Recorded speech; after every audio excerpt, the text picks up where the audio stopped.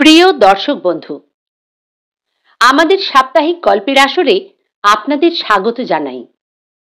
গল্পটি শুনবেন এবং দেখবেন। ভালো লাগলে অবশ্যই লাইক ও শেয়ার করবেন আর চ্যানেলটিকে সাবস্ক্রাইব করবেন। আজকের গল্প 10টা 50-এর বজবজ লোকাল। কলমে অর্পিতা সাহা, পাঠে মৌ ভট্টাচার্য। ঘড়িতে এখন রাত প্রায় 10:40। শিয়ালদহ থেকে 10টা 50-এর বজবজ লোকালটা ধরতেই হবে সুগতকে। মৌলালীর মোড় ছাড়িয়ে এনআরএস হাসপাতালের সামনের ফুটপাত ধরে দ্রুত পা চালায় সে। আরেকটু পরেই সাবয়ে, ওটা পেরিয়ে দক্ষিণ শাখার প্ল্যাটফর্মে পৌঁছতে হবে। আজ আবার মান্থলিটাও শেষ। পকেটে হাত ঢুকিয়ে খুচরো 10 টাকার নোটটা হাতে নিয়ে আরো দ্রুত হাঁটতে থাকে সুগত। উৎসবের শেষে হালকা ঠান্ডা হাওয়া শীতের আগমনের জানান দিচ্ছে। ফুটপাতের ধারে এদিক ওদিক ছড়িয়ে আছে কিছু পথ শিশু। তাদের মধ্যে কয়েকজন মিলে উদ্গ্রীব হয়ে মায়ের পাশে বসে গরম ভাতের হাঁড়ি কখন উনুন থেকে নামবে তার প্রতীক্ষায়। প্রায় দৌড়ে টিকিট কাউন্টারের দিকে এগিয়ে যায় সে। রাত হয়েছে, তাই কাউন্টার প্রায় ফাঁকা। ইলেকট্রনিক ডিসপ্লে বোর্ডের লাল লেখা জানান দিচ্ছে বজবজ লোকাল ছাড়বে 13 নম্বর প্ল্যাটফর্ম থেকে। টিকিট হাতে নিয়ে সুগত এগিয়ে যায় ট্রেনে উঠবে বলে। ট্রেন ছাড়তে আর বেশি দেরি নেই। ইঞ্জিনের প্রথম দিকের কামরাগুলোতে উঠলে ট্রেন থেকে নেমে চট করে অটো পেয়ে যাবে, এই ভেবে সে সামনের দিকে এগিয়ে যায় এবং 3 নম্বর কামরাতে উঠে জানলা থেকে দূরে একটা ভালো জায়গা দেখে নিশ্চিন্তে বসে পড়ে। ট্রেনে লোকজন খুব কম। তারই মতন কিছু নিত্য যাত্রী বাড়ি ফিরছে। সুগত যেখানে বসেছে সেখান থেকে বগির শেষ অবধি সব সিটগুলোই চোখে পড়ছে, কিন্তু সারা দিন হাড় ভাঙা খাটুনির পর তার দু চোখ যেন জড়িয়ে আসছে ঘুমে। রাতের নিস্তব্ধতা ভেঙে ট্রেন হুইসেল দিয়ে ছেড়ে দিল প্ল্যাটফর্ম। ফাঁকা ট্রেন। বালিগঞ্জ থেকে কিছু প্যাসেঞ্জার উঠতে থাকে। সুগত নিশ্চিন্তে চোখ মুদল। পার্ক সার্কাস ঢোকার মুখে একটা জায়গায় ট্রেনটা দাঁড়িয়ে পড়ল। সিগন্যাল ক্লিয়ার পায়নি বোধহয়।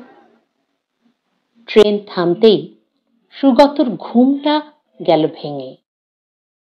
কামরার মধ্যে ঢোকা হিমেল হাওয়াতে বেশ শীতই করছিল। উঠে গিয়ে জানলার কাঁচটা নামাতে যাবে, হঠাৎ দূরের সিটটায় ওর চোখ পড়ল। আরে শ্যামল না? স্কুলে খুব ঘনিষ্ঠ বন্ধু ছিল ওরা। স্কুলের গণ্ডি পেরিয়ে দুজনের বিশেষ যোগাযোগ ছিল না। মায়ের মুখে শুনেছিল শ্যামল নাকি উচ্চ মাধ্যমিকের পরে আর পড়েনি, কি একটা ছোটখাটো ব্যবসায় নেমেছে। শ্যামলই তো। আবার ডাকলো সুগত, এই শ্যামল, শুনছিস? ওদিক থেকে কোনো সাড়া নেই। সুগত বুঝতে পারল না শ্যামল কি তার ডাক শুনতে পায়নি, নাকি তাকে এড়িয়ে যাচ্ছে। ট্রেন তো থেমে, কোনো শব্দ নেই। তাহলে সিট ছেড়ে উঠে শ্যামলের দিকে এগিয়ে যায় সে। একটা সাদা শার্ট আর কালো ট্রাউজার পরনে, ব্যাগ রাখা, কিন্তু মুখটা দূর থেকে স্পষ্ট দেখা যাচ্ছিল না। আরো একটু কাছে এগিয়ে গেল সুগত। কি শ্যামলের সাদা জামায় ছাপ ছাপ রক্তের দাগ। শ্যামল বলে চেঁচিয়ে ওঠে সুগত। ঠিক তখনই ট্রেনের কামরার সব লাইট গুলো দপ করে নিভে যায়। আবার কয়েক সেকেন্ড বাদেই জ্বলে ওঠে। ট্রেন আবার চলতে শুরু করে, কিন্তু কামরার কোথাও আর শ্যামলকে দেখতে পায় না সুগত। ভারী অবাক হয় সে।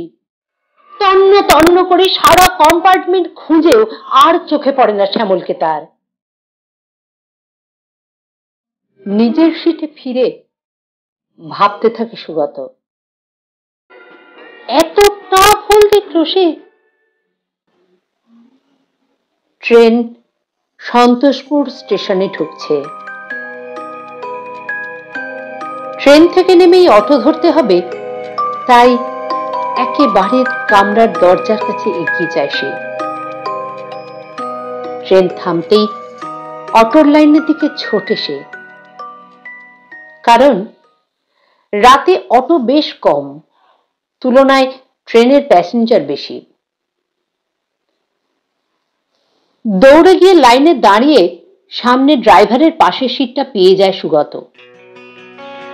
অটো ছুটছে রবীন্দ্রনগরের দিকে।